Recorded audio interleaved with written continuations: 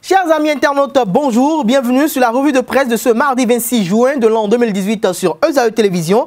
Du plafond au plancher, l'actualité nationale repose ce matin sur 4 informations majeures, à savoir les tractations en vue pour les législatives de 2019, l'élection de Cécile Dedravo, épouse Zizi Ndohoué, à la tête de la Haute Cour de justice, les félicitations des partenaires techniques et financiers au gouvernement du président Patrice Talon, car ils sont satisfaits de la commercialisation du coton graine lors de la campagne cotonnière 2017-2018 et la désignation des membres du Conseil d'orientation et de supervision de la liste électorale permanente informatisée COSLEPI, qui sera installée le 1er juillet prochain.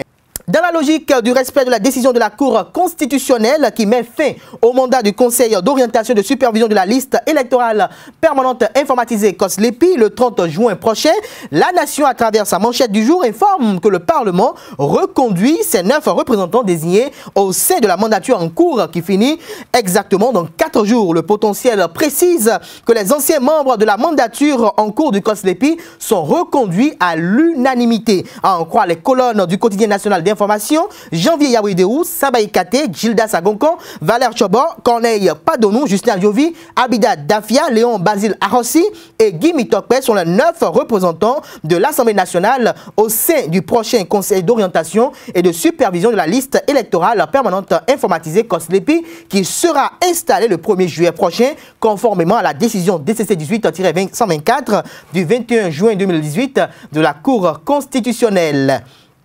L'Afrique en marge reste sceptique et s'inquiète de la vitalité de la démocratie béninoise avec la reconduction des membres du COSLEPI et comme vous pouvez l'apercevoir, chers amis internautes, le journal, pour illustrer sa pensée, met à la une photo de poignée de main chaleureuse entre le président de la République et le président de l'Assemblée nationale, soupçonnant ainsi une complicité entre l'exécutif et le législatif. Puis titre à la une, en manchette, comme vous pouvez l'apercevoir, démocratie au Bénin.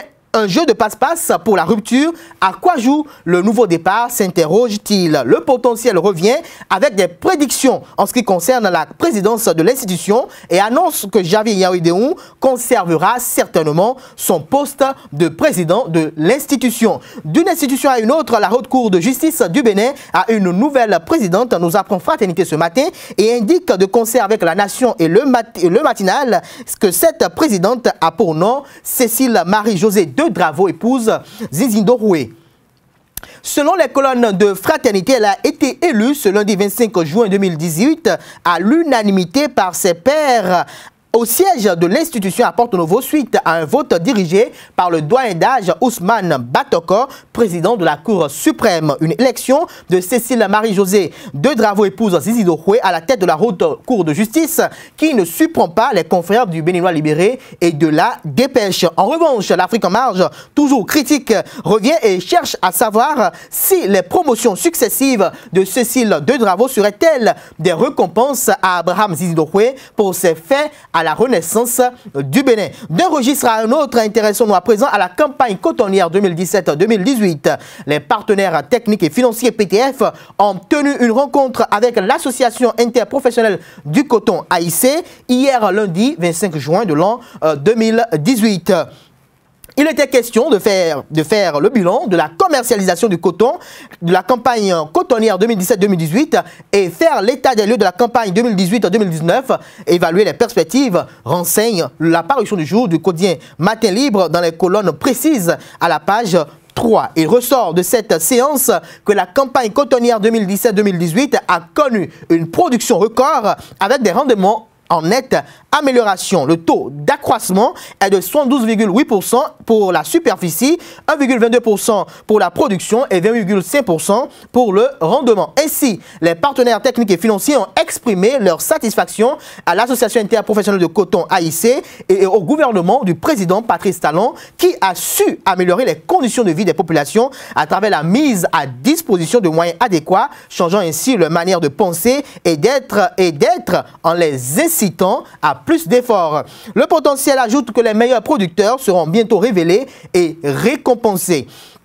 Parlons des législatives prochaines pour mettre un terme à cette revue de presse de ce mardi 26 juin de l'an 2018 sur EZAE Télévision. Le confrère du Béninois libéré constate qu'en perspective de victoire glorieuse à l'issue des législatives de 2019, un creuset politique que le journal qualifie d'ailleurs de monstre, composé du ministre Abdoulaye Biotchane, du député Gbadamachi, du député Rachidi Gbadamassi, du député Robert Guyan, du ministre Sam Adambi Sebou, du maire Charles Toko et de Malik Gomina vont travailler en synergie pour combattre l'ancien président Thomas Boniaï dans le septentrion. Ce sera tout pour ce matin. Merci pour l'attention. Agréable journée de travail à toutes et à tous et bonne suite en compagnie de nos programmes sur les www.ezaetv.com. Bonjour.